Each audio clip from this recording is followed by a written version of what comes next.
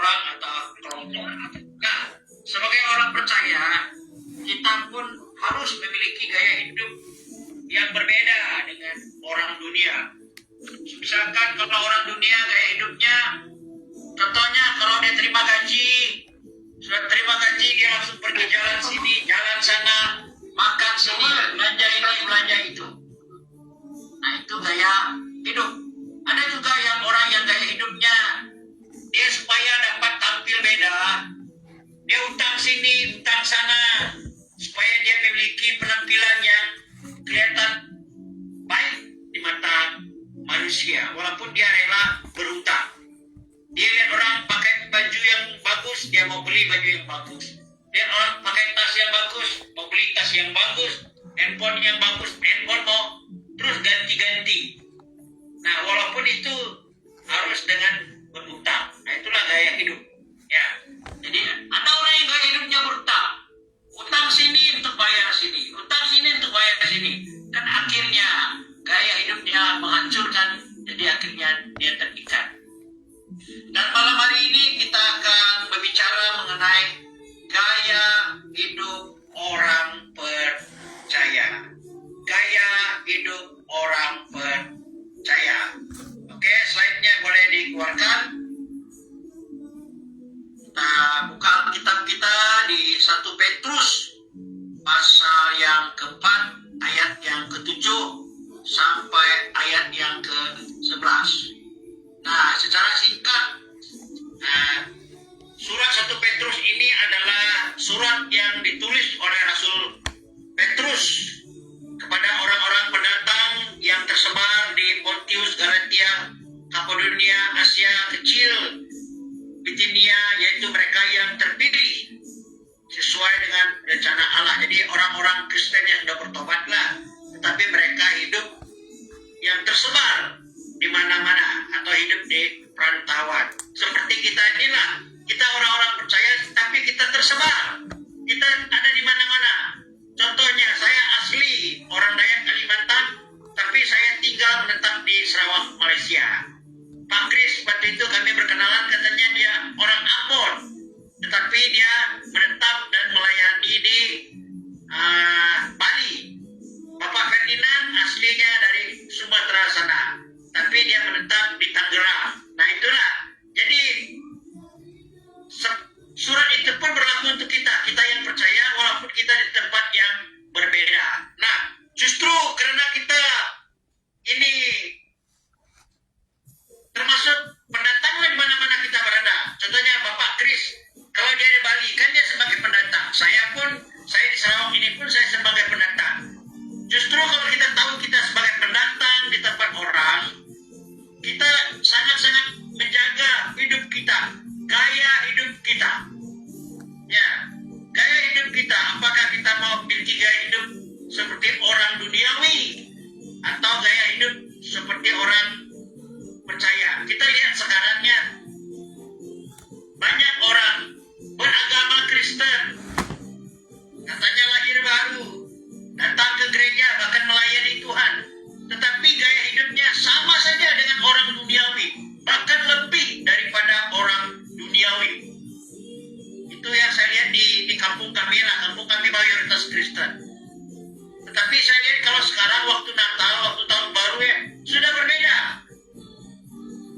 Mereka tidak datang ke gereja waktu hari Natal, tetapi mereka sambut di rumah dengan panggang-panggang, dengan makan, minum, minuman keras seperti itu, dengan berpoya-poya, sudah salah. Dan malam hari ini kita akan berbicara mengenai gaya hidup orang percaya. Ya,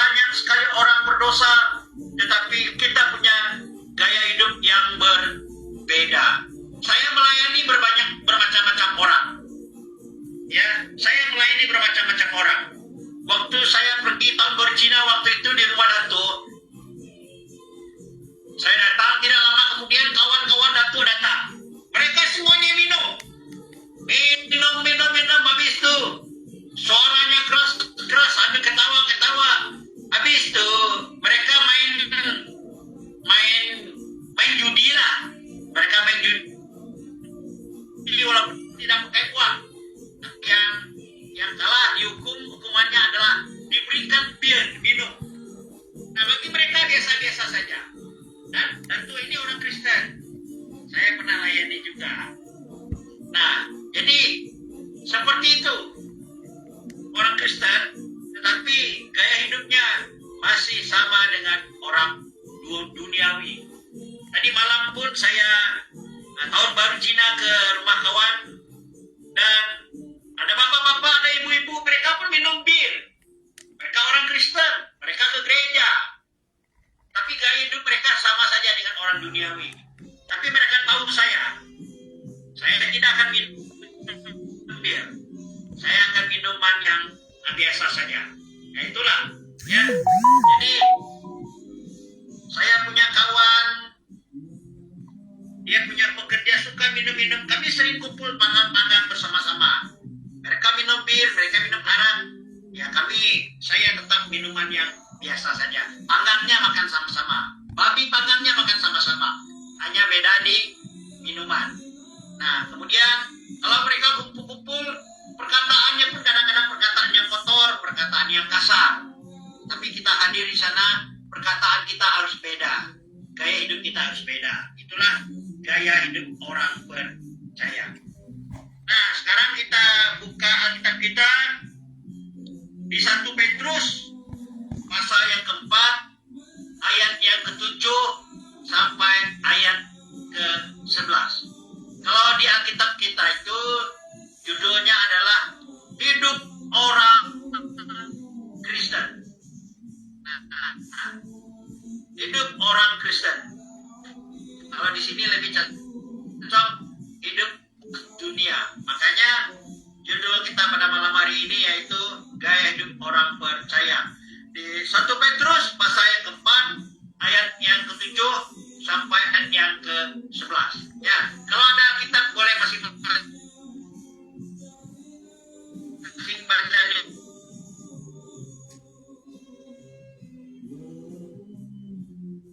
Ya ampun. Kenapa nih HP ini?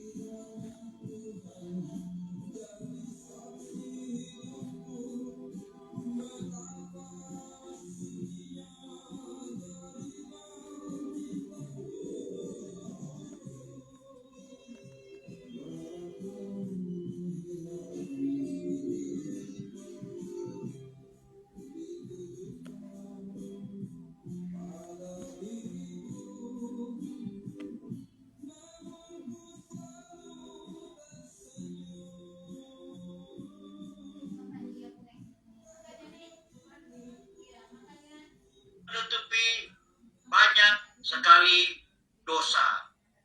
Ayat yang ke-9, berilah tumpangan seorang akan yang lain tanpa bersungut-sungut.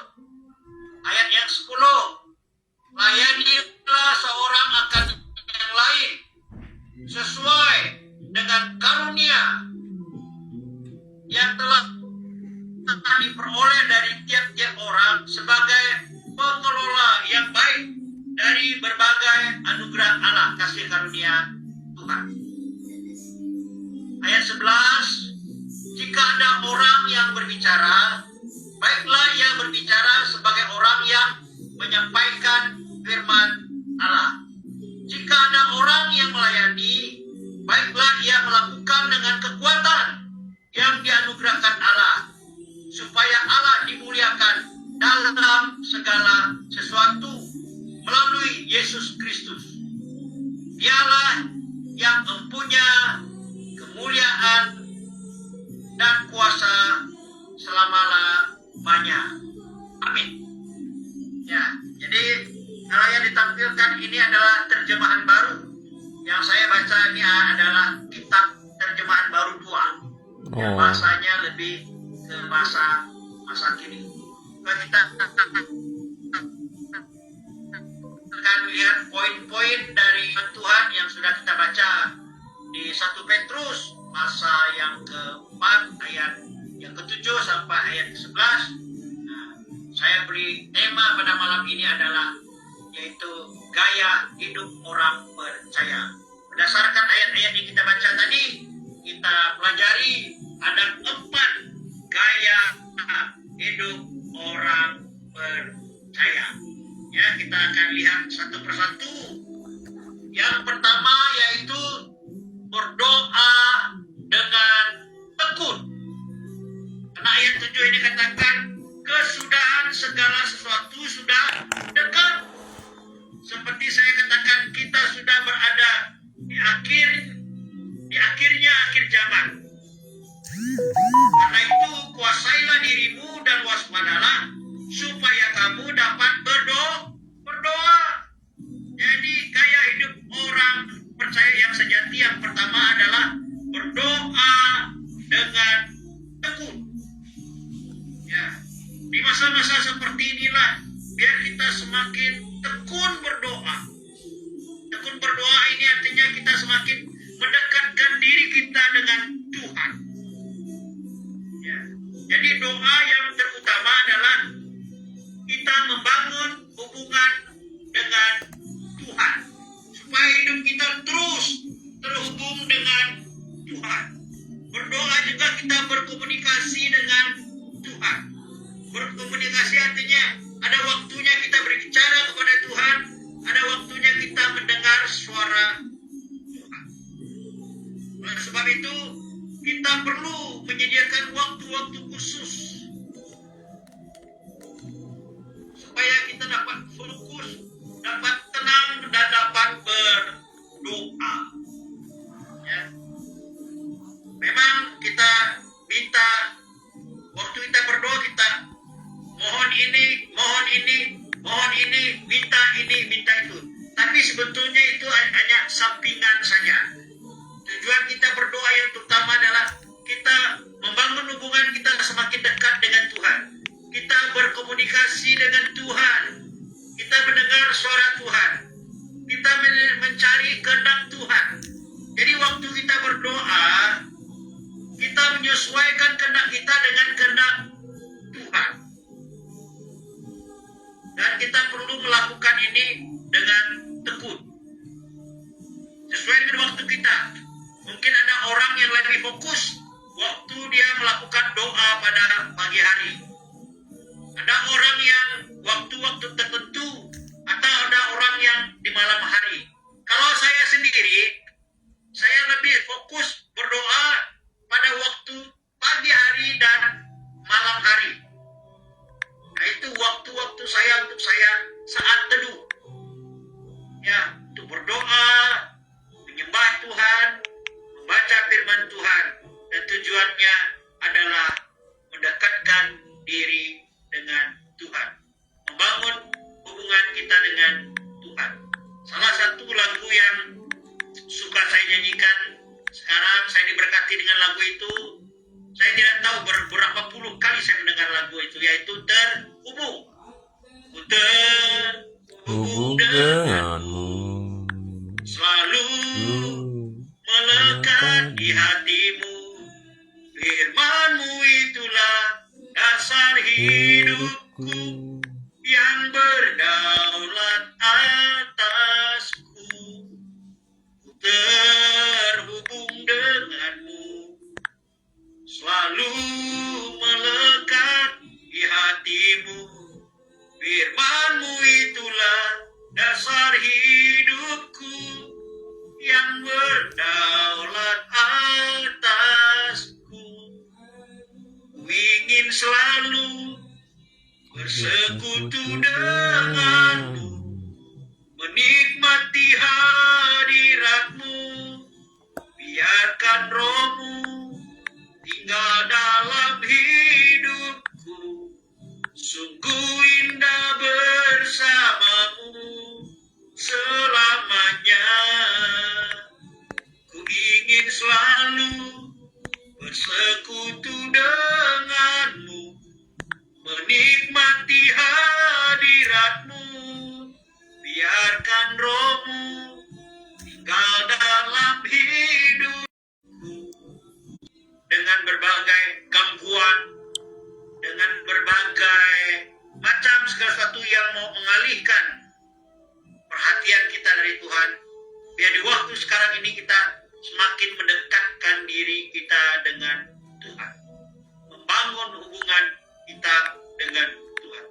Menurut pengalaman saya ya, kalau saya memiliki hubungan yang dekat dengan Tuhan ya, hidup saya akan lebih bersemangat. Bahkan saya lebih bersemangat untuk melayani Tuhan. Kalau hubungan saya dekat dengan Tuhan, roh saya akan berapi-api, roh saya akan bernyala-nyala dalam melayani Tuhan. Beberapa tahun yang lalu saya pernah mengembalakan. Dan sejak COVID saya tidak mengembalakan lagi. Saya lebih banyak pelayanan doa, pelayanan penginjilan, pelayanan misi, pelayanan pemuridan, doa kesembuhan, doa pelepasan, dan lain sebagainya. Nah, saya tidak bergabung di gereja manapun yang ada di Bintulu ini. Tetapi akhirnya tahun yang lalu saya diundang di salah satu khotbah di salah satu gereja kawan saya lah. Kadang-kadang saya datang sebagai jemaat biasa saya di tempat itu. Tapi selesai saya khotbah, tiba-tiba gembala seniornya berkata, "Pastor, maukah kamu nanti di mulai awal tahun kamu komitmen sinilah ikut pelayanan bersama-sama kita di sini?" Dan saya katakan oke, saya doa dulu. Dan setelah saya doa, saya rasakan damai sejahtera. Jadi tahun 2006 saya berkomitmen di gereja tersebut. Ya, saya mendaftar di jemaat, menjadi jemaat di gereja tersebut, dan saya juga dipilih untuk melayani sebagai pengkhotbah, sebagai pengajar. Itu yang terutama. Saya katakan kalau saya gabung di gereja ini, saya harus bermanfaat. Saya katakan, karena saya sebagai hamba Tuhan. Kalau saya hanya datang hari Minggu duduk, diam, dengar, pulang, saya tidak akan mau. Lebih baik saya pergi pelayanan di tempat lain, banyak orang memerlukan saya.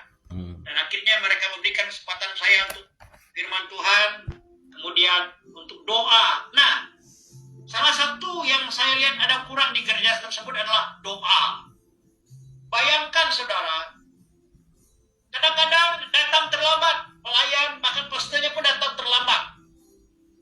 Saya datang ke gereja itu, pintu masih tertutup. Saya selalu datang awal. Dan karena saya sudah masuk dalam tim itu sebagai pelayan, saya katakan sebelum ibadah mesti ada doa. Mesti ada doa. Jadi sekarang ada orang tidak tahu, setelah tadi pagi saya sama pastor, kita berdoa dulu sebelum melayani. Jangan kita melayani tanpa persiapan, tanpa doa. Kita melayani dengan daging kita. Nah, itu yang saya alami. Kalau hubungan saya dekat dengan Tuhan, saat teduh saya bagus, saya disiplin berdoa, disiplin baca firman Tuhan. Bahkan kami ada grup baca Alkitab 1 hari 5 pasal. Sejak 2 tahun yang lalu, ini tahun yang ketiga. Jadi kalau saya dekat dengan Tuhan, hidup saya akan lebih bersemangat. Ya, semangat melayani.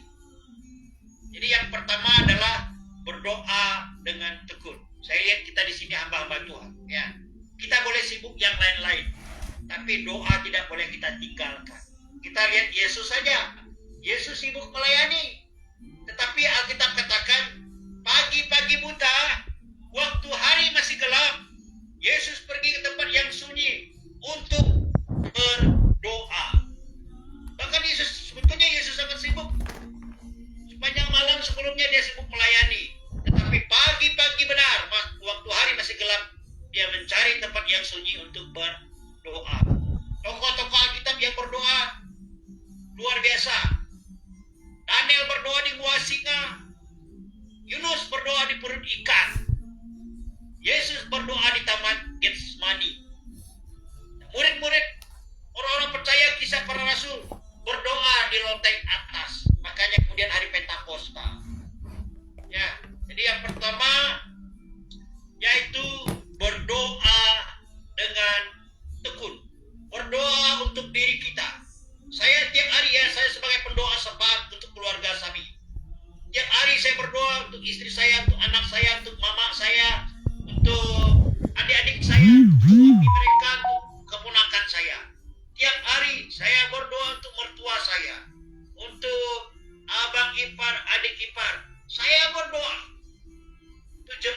melayani, saya berdoa untuk mereka.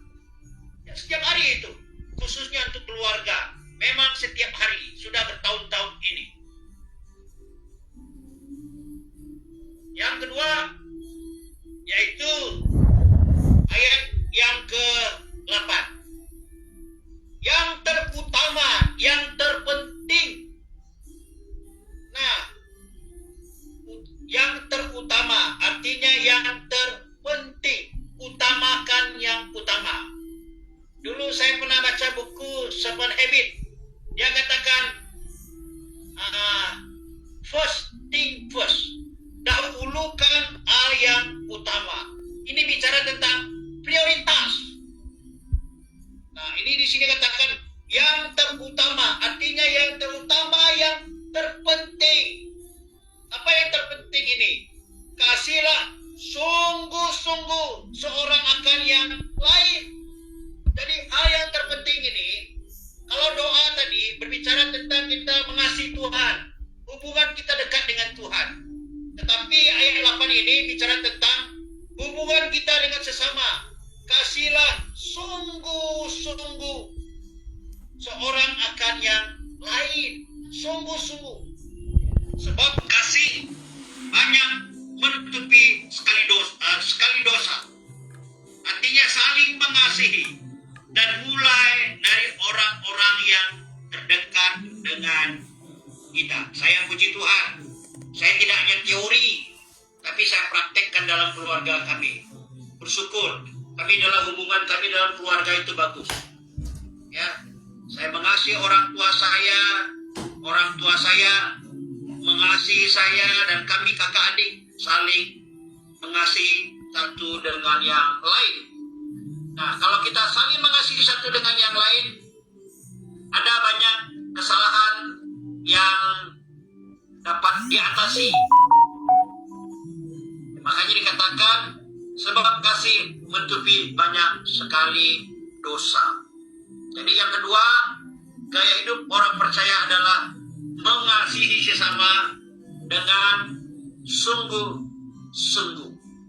Kemudian yang ketiga, yaitu memberi dengan sukacita.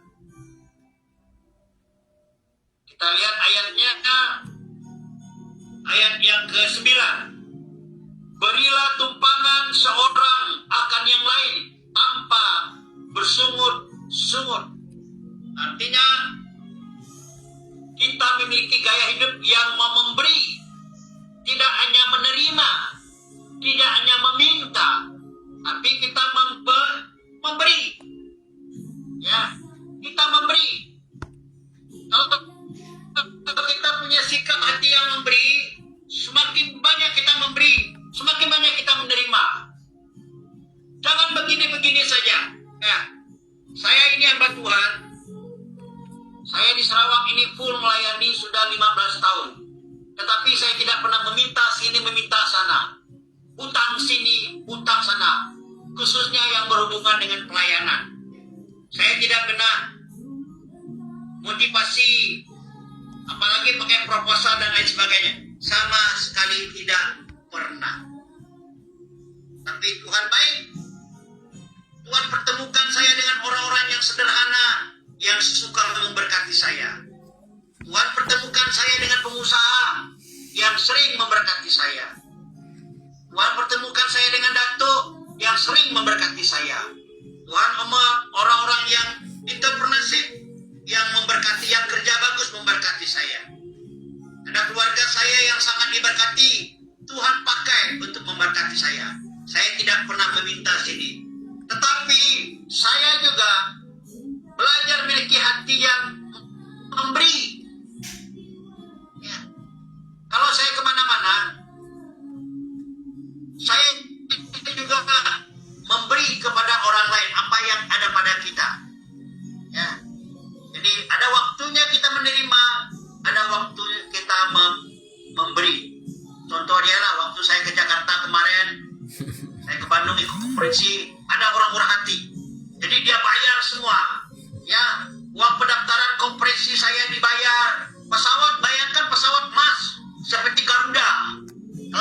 Malaysia kan Garuda di sini Mas. Mas itu Malaysia Airline. Pulang pergi dari Bintulu, Kuala Lumpur, Jakarta, semuanya dikasih uang saku lagi. Tuhan pertemukan dengan pengusaha, dikasih angpau lagi. Puji Tuhan. Saya setiap tahun terima angpau. Setiap tahun saya terima angpau. Tahun ini saya hanya terima 2 angpau. Satu dari pengusaha, satu dari datuk. Luar biasa. Ya, walaupun hanya 2 angpau, tetapi sumbernya luar biasa. Satu dari pengusaha, satu dari datuk. Nah, dan contohnya waktu saya di Jakarta waktu itu, saya berjumpa dengan pengusaha. Dia memberkati saya. Kemudian apa yang saya lakukan? Semua berkat itu saya gunakan untuk yang berhubungan dengan pelayanan. Saya beli Alkitab baru. Saya beli buku-buku rohani. Saya beli perjamuan kudus. Kemudian saya beli pakaian saya pun untuk saya melayani. Jadi itu yang saya lakukan. Jadi kita punya hati yang memberi. Kita memberi, kita pun menerima. Ya, walaupun saya hidup dengan iman. Karena saya memberkati orang tua saya di Kalimantan. Nah, beberapa waktu lalu saya diberkati. Saya kirim berkat untuk mama saya kirim berkat juga untuk abang saya. Ya. Ya, kenapa suaranya kurang jelas, Kak?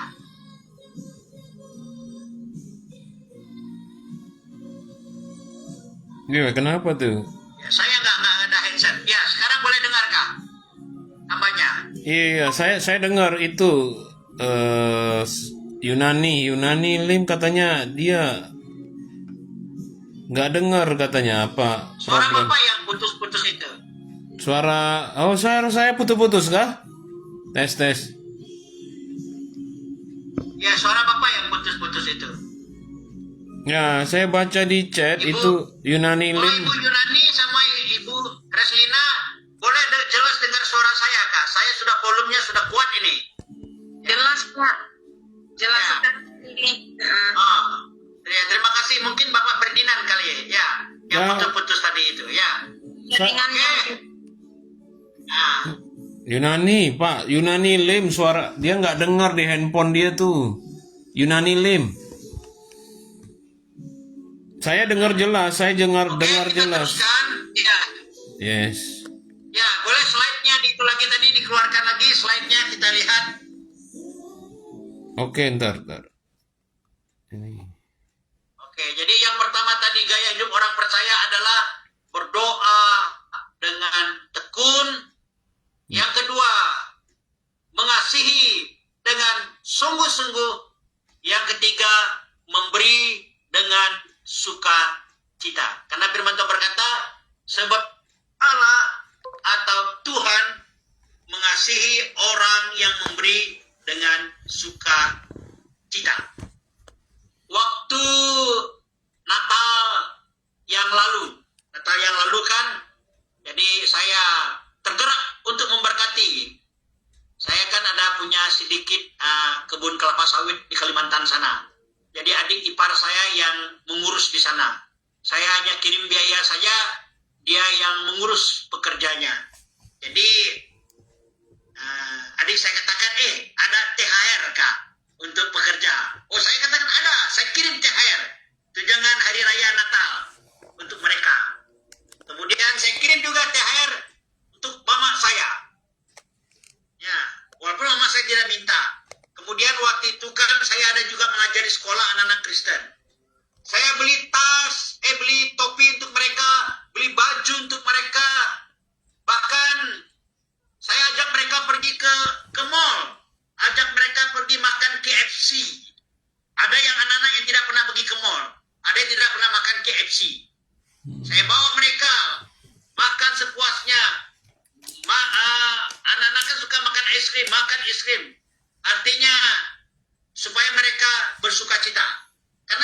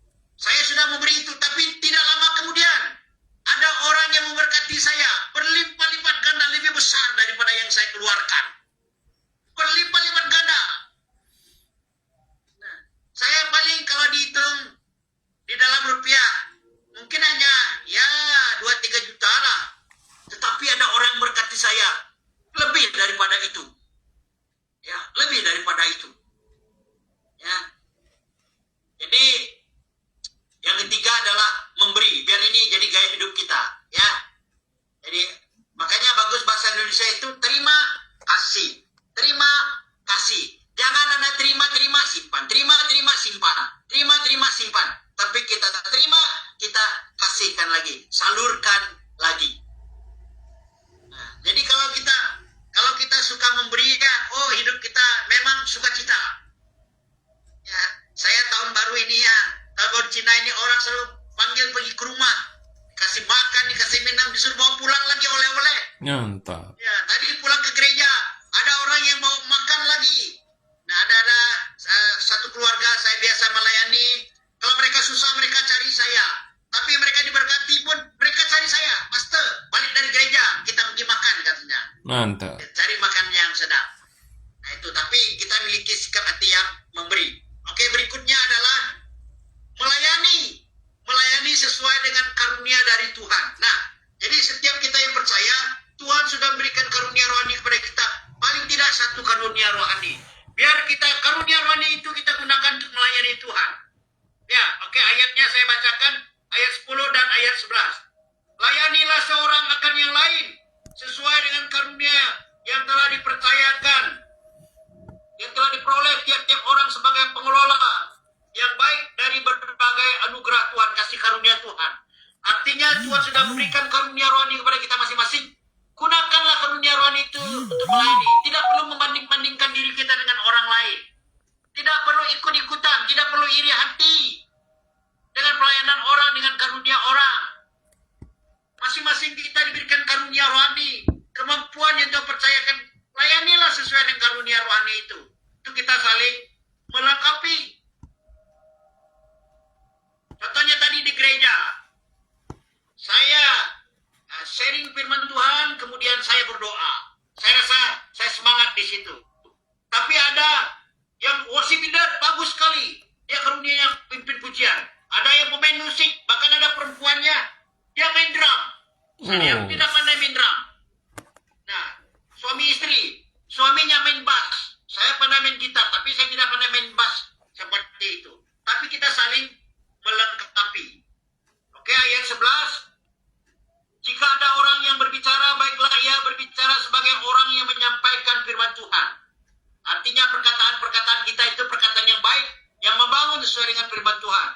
Jika ada orang yang melayani, baiklah ia melakukannya dengan kekuatan yang dianugerahkan Allah. Jadi kita melayani dengan urapan Tuhan, dengan kuasa Tuhan. Oleh sebab itu kita perlu berdoa supaya Allah dimuliakan dalam segala sesuatu melalui Yesus Kristus. Dialah yang mempunyai kemuliaan dan kuasa sampai selama-lamanya. Amin. Nah, jadi bagaimana supaya pelayanan kita efektif? Yang pertama, melayani sesuai dengan karunia rohani yang Tuhan berikan kepada kita. Yang kedua, melayani sesuai dengan kebenaran firman Tuhan. Yang ketiga, melayani dengan kuasa Tuhan, dengan urapan Tuhan. Yang keempat, melayani untuk memuliakan Tuhan. Pasti pelayanan kita akan efektif. Fokus saja. Sekali lagi, kalau kita ingin pelayanan kita efektif, yang melayani. Pertama, melayani sesuai dengan karunia rohani yang Tuhan berikan kepada kita. Yang kedua, melayani sesuai kebenaran firman Tuhan. Yang ketiga, melayani dengan kuasa Tuhan, dengan urapan Tuhan. Dan yang keempat, melayani untuk kemuliaan Tuhan. Saya percaya pelayanan kita akan efektif. Jadi, malam hari ini kita belajar ada 4 gaya hidup orang percaya. Yang pertama, boleh di slide-nya itu lagi ya. Kita lihat lagi. Oke. Kita akan lihat lagi ya.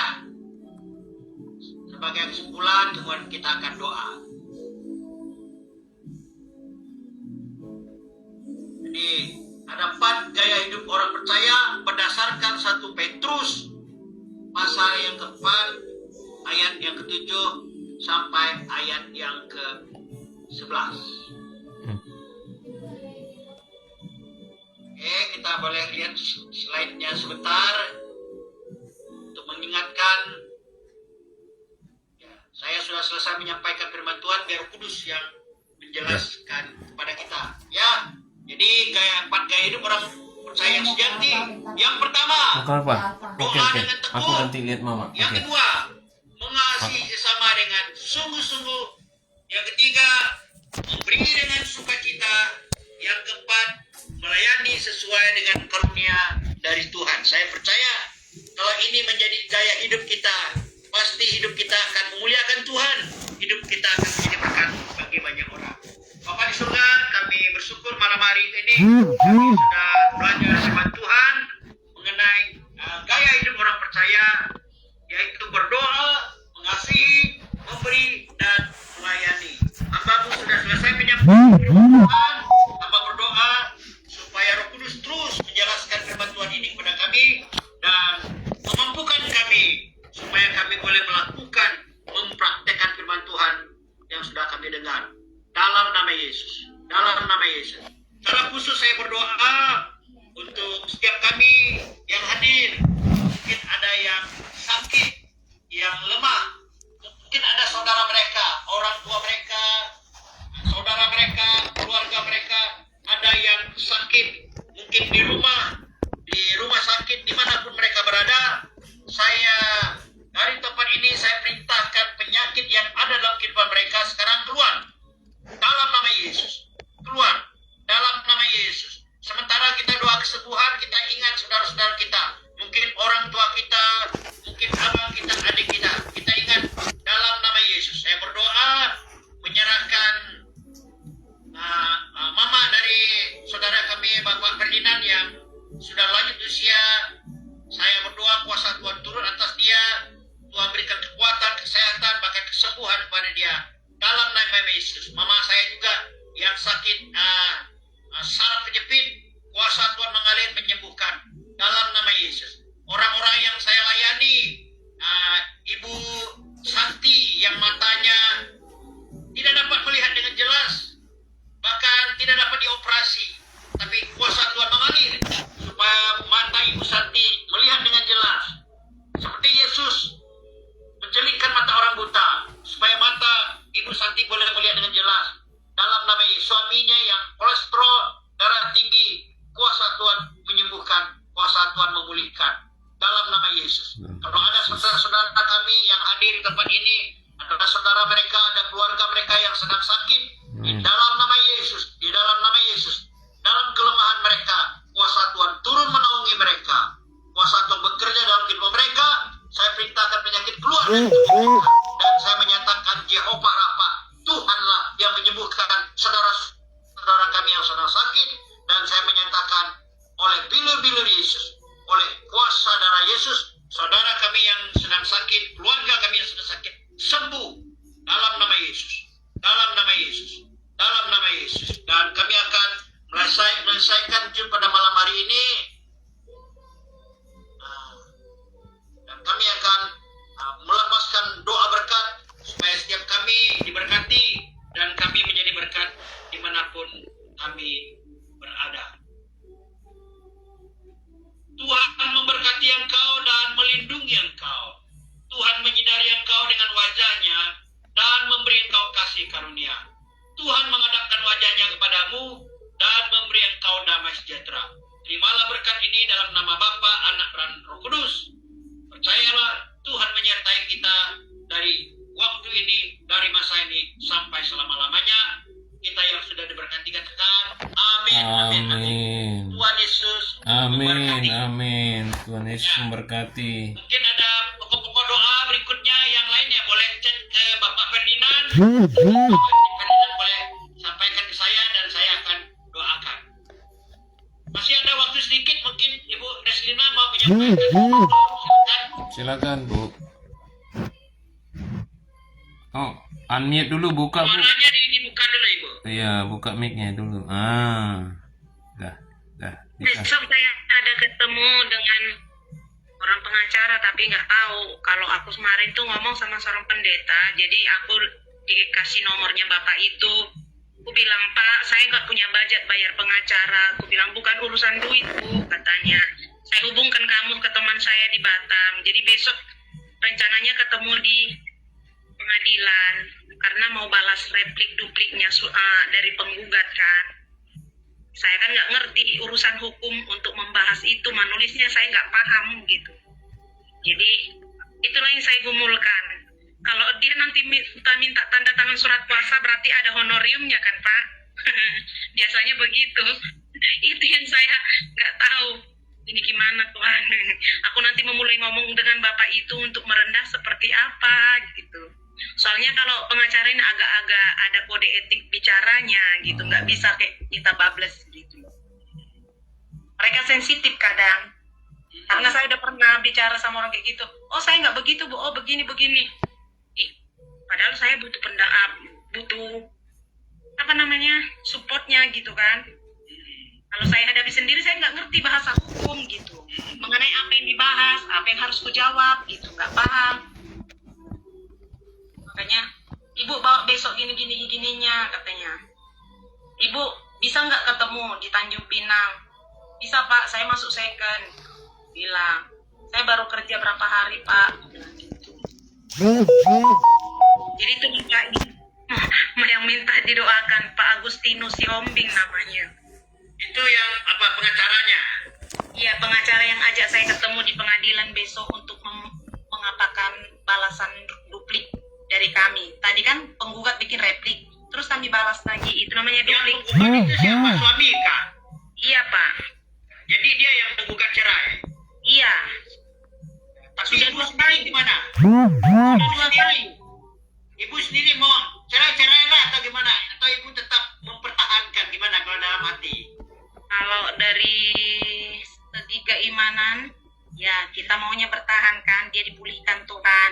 Tapi kalau untuk segi kesehatan, saya milih diri saya. Karena dia kan gelap, kita terang. Selama ini kita udah bersama, tapi itu sudah saya alami, sakit kelamin sudah pernah.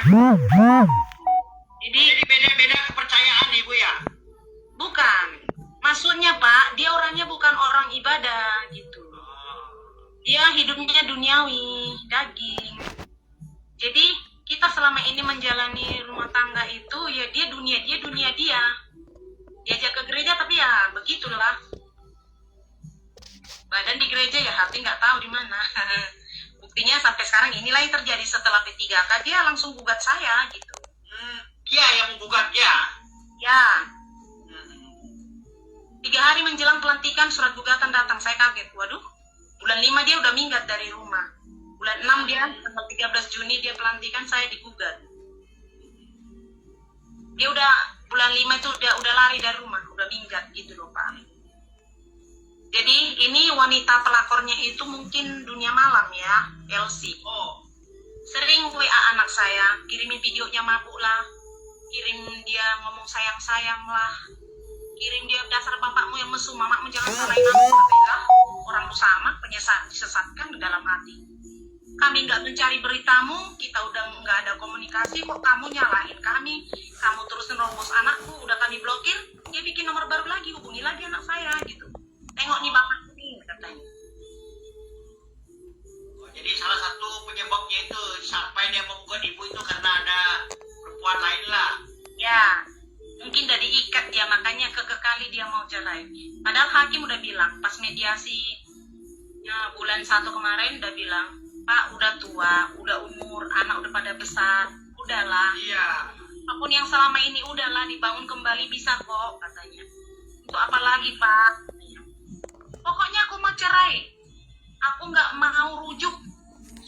Dia nggak tahu siapa suami dia. Dia mengutamakan Tuhannya, mengutamakan Alkitabnya. Katanya gitu. Aduh, itu nggak ada di gugatan kok, itu yang diomongkan. Berarti dasar iblis yang nunggangin lo gitu loh. Dalam hati ya. Ih kaget gua.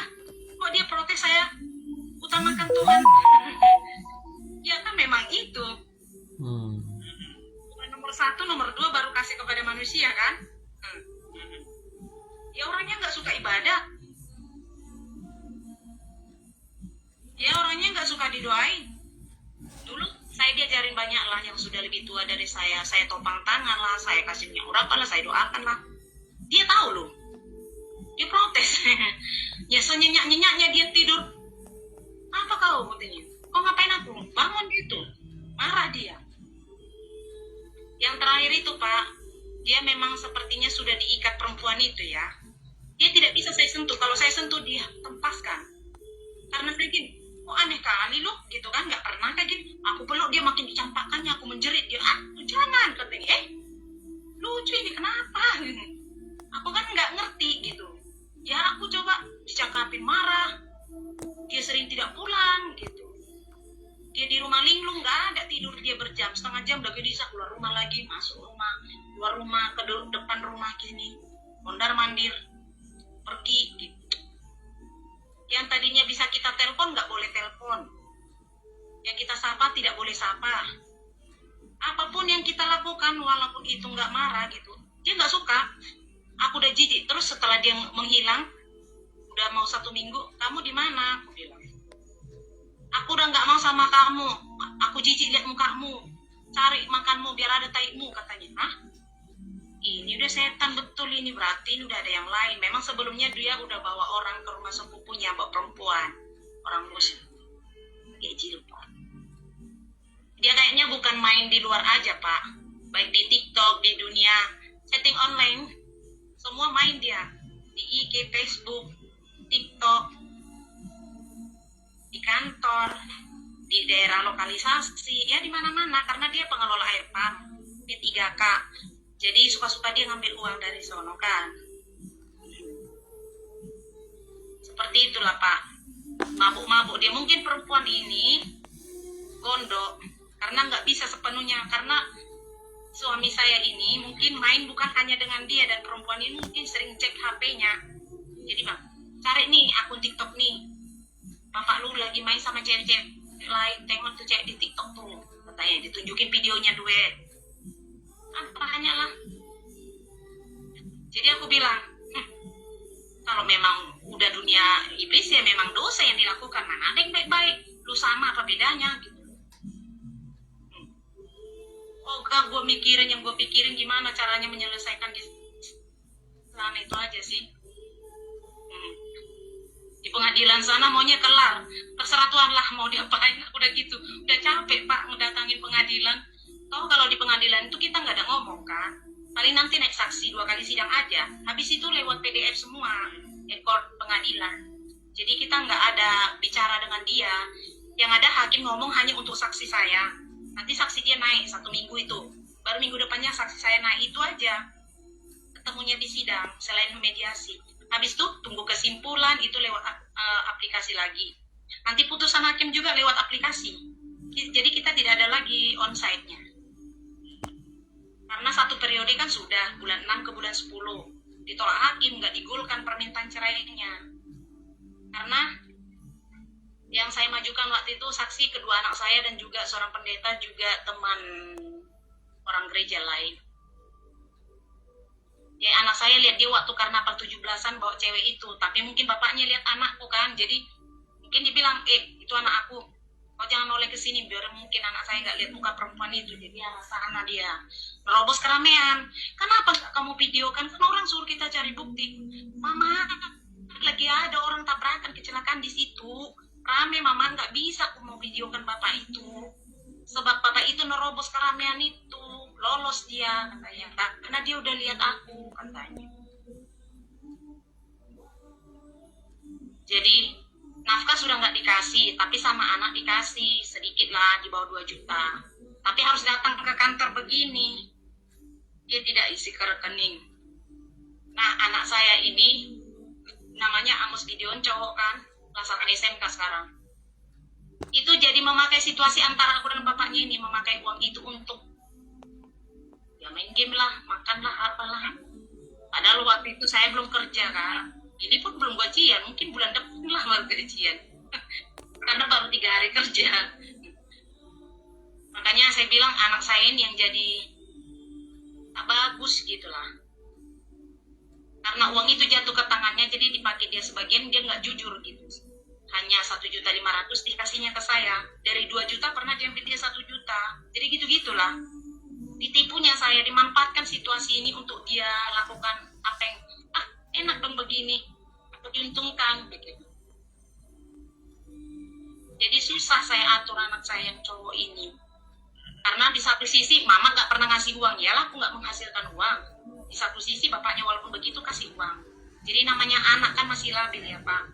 Jadi agak susah saya tertibkan. Kadang dia pulang sekolah dari sore jam 3 sampai malam tuh nggak pulang-pulang. Saya hubungin teman-temannya, nggak ada yang tahu. Udah dibilang tante dia nggak mau pulang, dia nggak gubris, selambe aja dia. Tadi udah beres-beres tapi belum mau balik dia. Begitu-gitulah. Jadi waktu kewalahan mempol up anak ini. Saya bilang, kalau kamu mau seperti bapakmu bebas, sama tinggal sama bapak. Bapak nggak mau katanya. Udah gitu kenapa kamu tipu saya? Kamu udah tahu kondisi mama seperti ini. Terus kamu memakai situasi ini untuk keuntungan kamu, kesenangan kamu. Kalau bapak kamu rusak, kamu jangan rusak. Kita jangan ikutin dia tanpa dia, kita tunjukkan kita bisa. Anak saya kan 2 Pak, 1 udah kerja, tapi dia masih kredit motor. Jadi kalau separuh gaji dia itu untuk motor dia sama bensinnya, ya 1/4-nya lagi untuk ke rumah lagi, bantu yang dikasih bapaknya itu lagi biar tercukupi untuk sebulan gitu. Si pengacara ini yang jadi beban.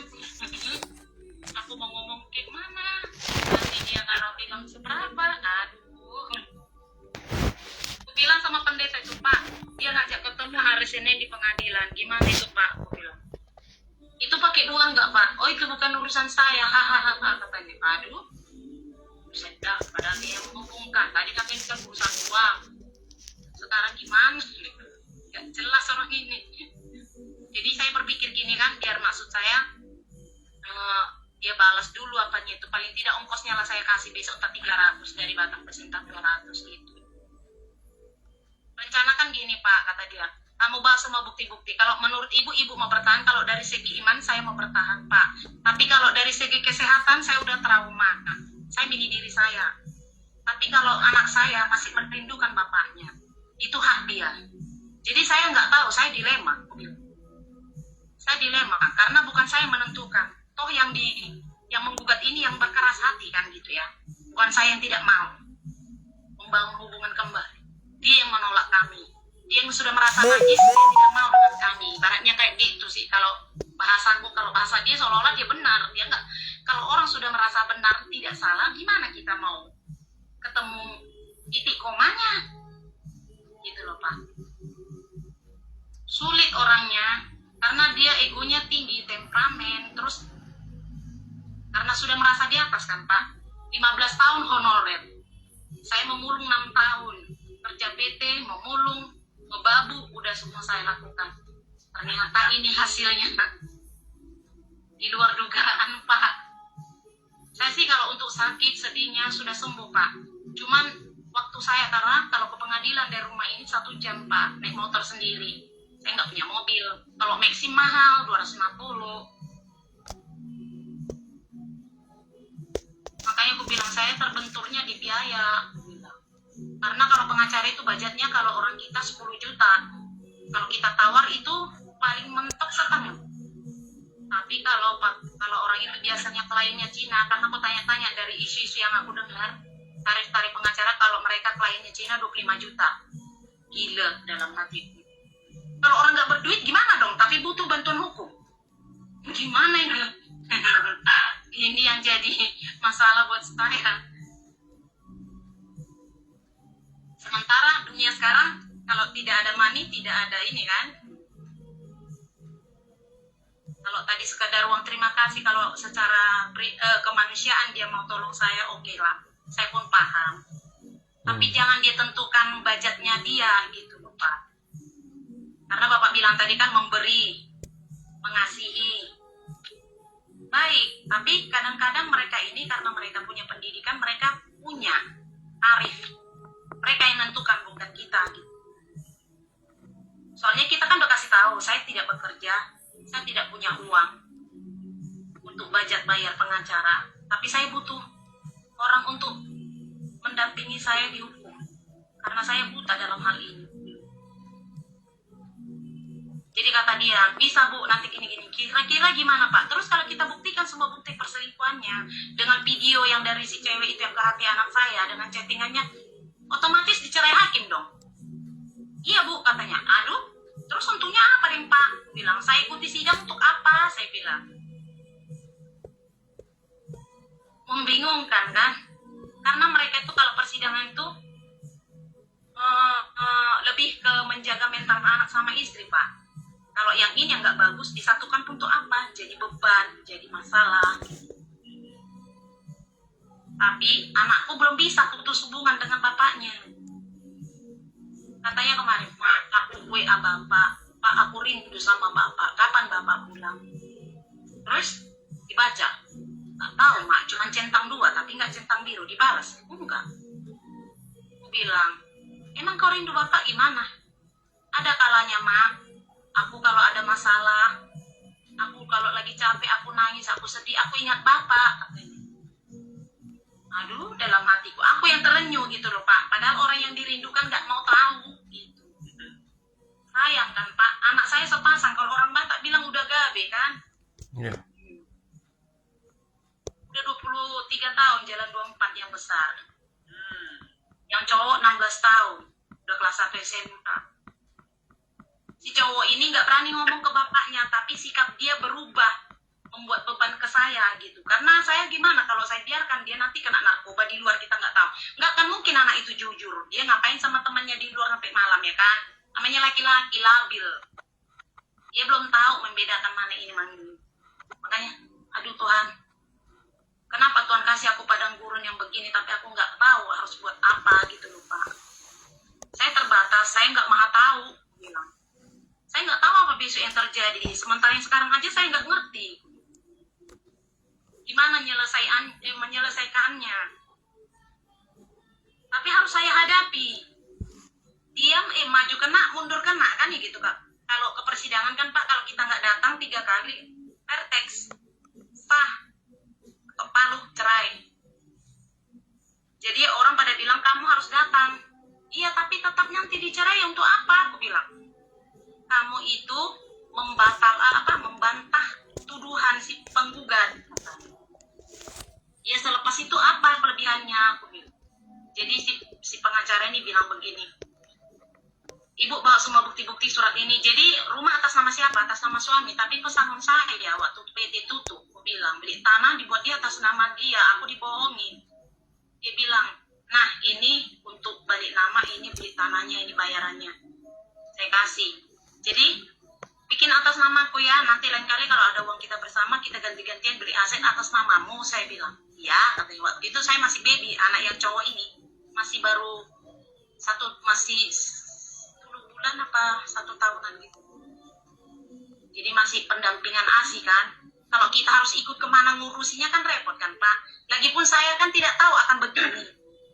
Saya nggak tahu kalau dia kedepannya bagaimana akan seperti ini. Jadi saya percaya namanya suami. Nggak mungkin saya susun terus.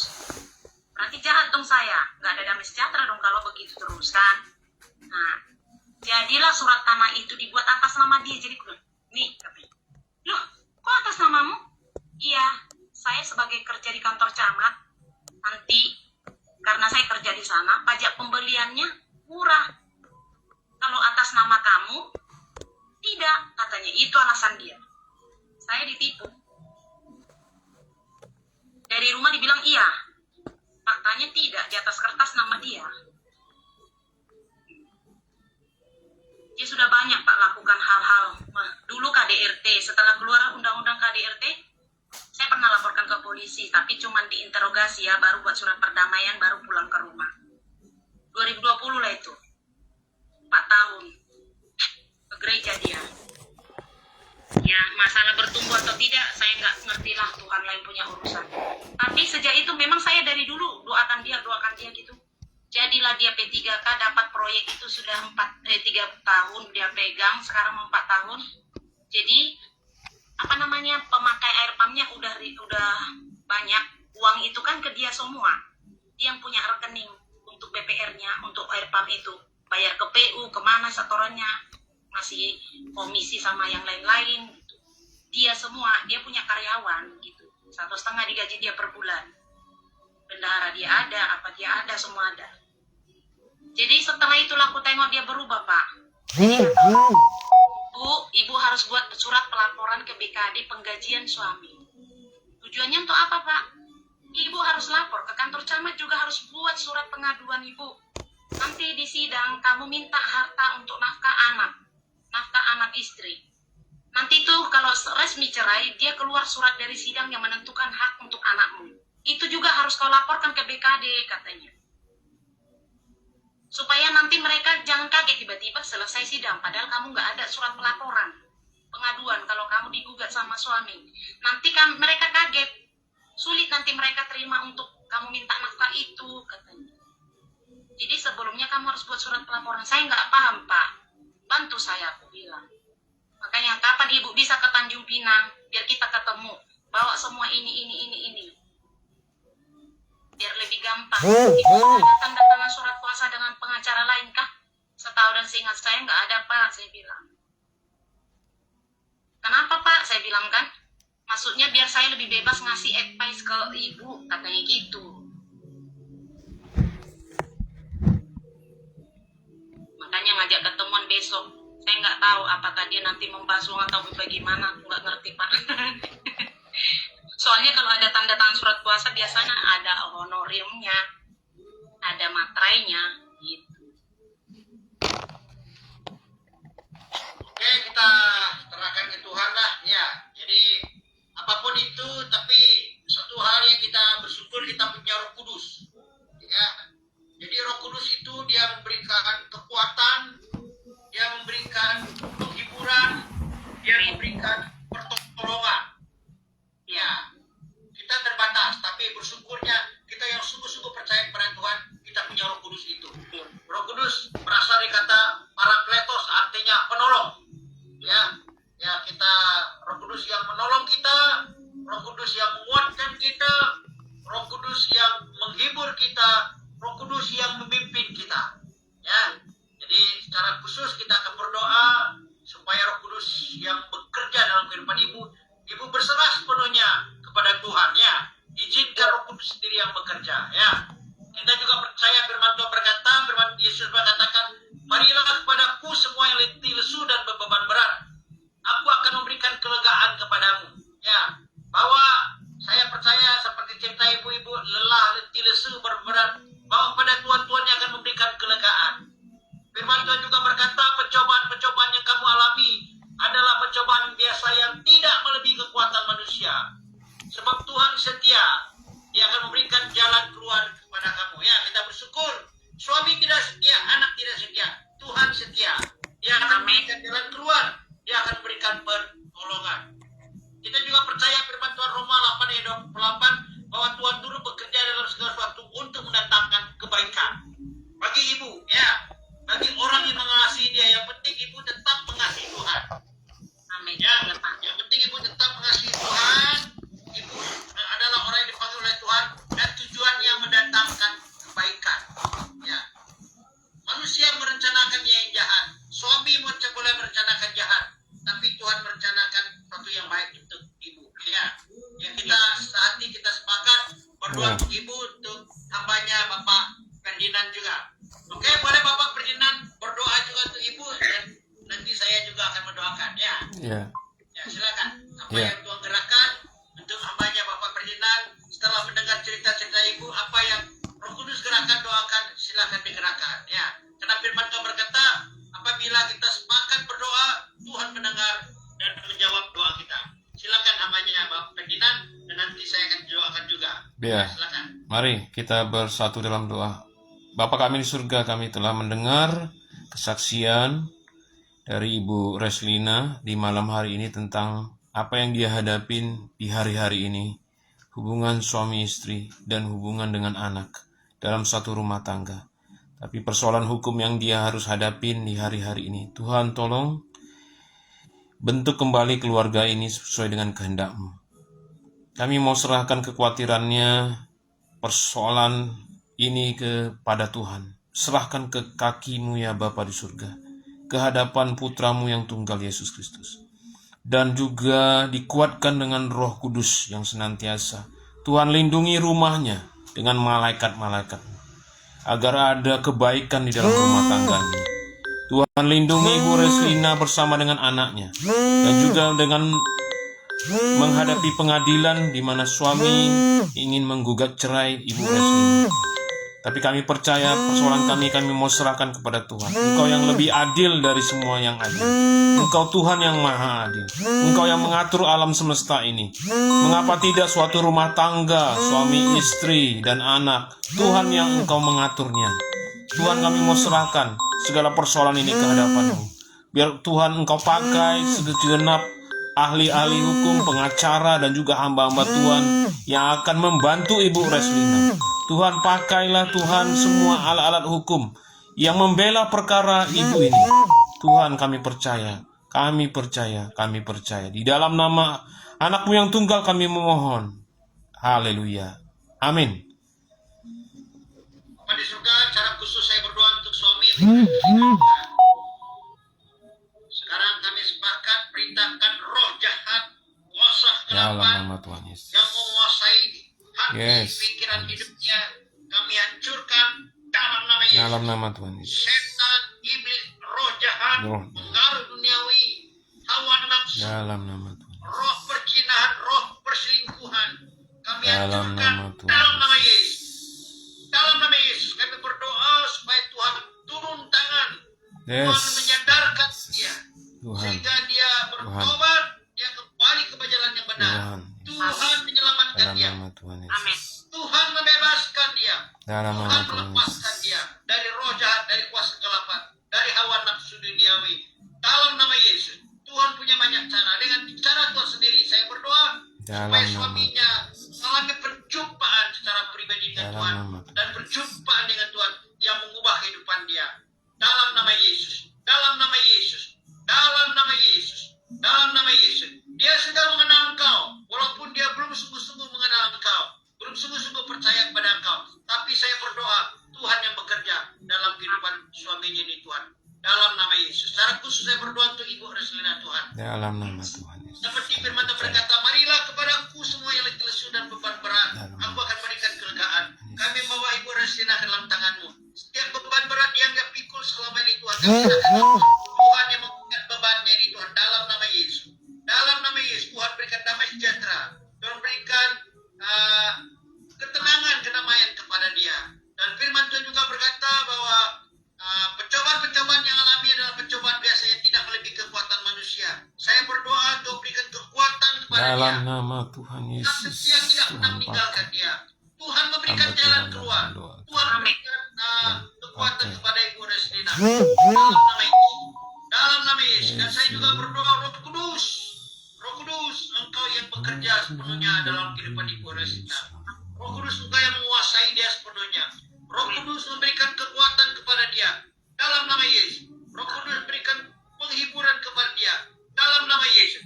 Roh Kudus berikan pertolongan kepada dia. Dalam nama Yesus. Kudus yang memimpin dia, menuntun dia. Roh Kudus yang menolong dia dalam menyelesaikan masalah ini. Baik waktu bersama dengan pengacara dan urusan hukum dan lain sebagainya. Roh Kudus yang memimpin, Roh Kudus yang menuntun. Amin. Roh Kudus yang menolong. Dan Yes. saya juga berdoa, percaya firman Tuhan berkata bahwa Tuhan turut bekerja dalam segala sesuatu untuk mendatangkan kebaikan bagi mereka yang mengasihi Engkau, yang terpanggil sesuai dengan rencana. Saya berdoa supaya firman Tuhan ini tergenapi dalam Ibu Reslina. Biar setiap masalah yang dihadapi, setiap proses dihadapi dan ujungnya adalah mendatangkan kebaikan kepada dia. Membuat dia semakin dekat dengan Tuhan, membuat dia semakin mengandalkan Tuhan, membuat dia mengalami Tuhan, dan dia akan menyaksikan perbuatan-perbuatan ajaib daripada Tuhan. Dan segala masalah yang dihadapi, itulah mukjizat Tuhan terjadi, keajaiban Tuhan terjadi. Apa yang tidak mungkin bagi dia mungkin bagi Tuhan. Dia tidak mampu, dia terbatas, tapi kami punya Tuhan yang tidak terbatas. Amin. Dalam nama Yesus.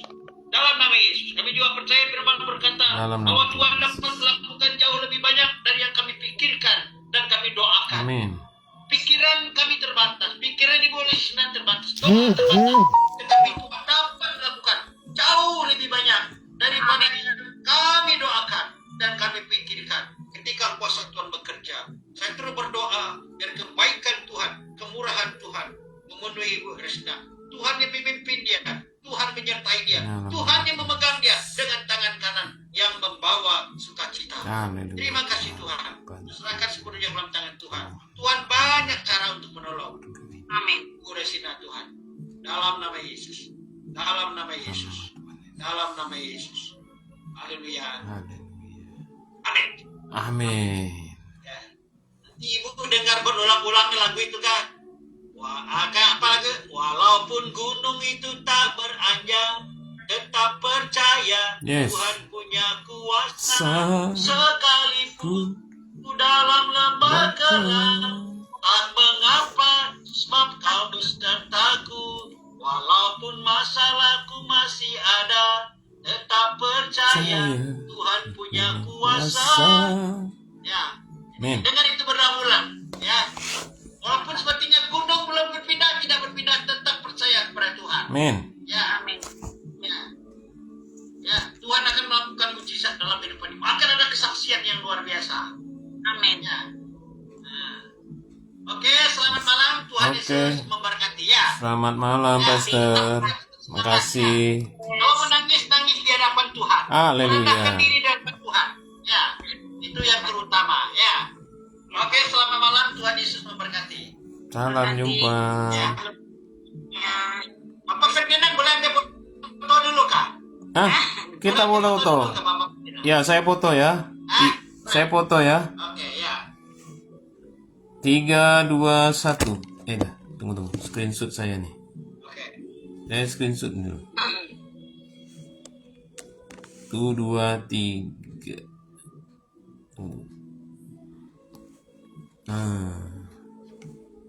Nanti saya kirim. Oke, sudah?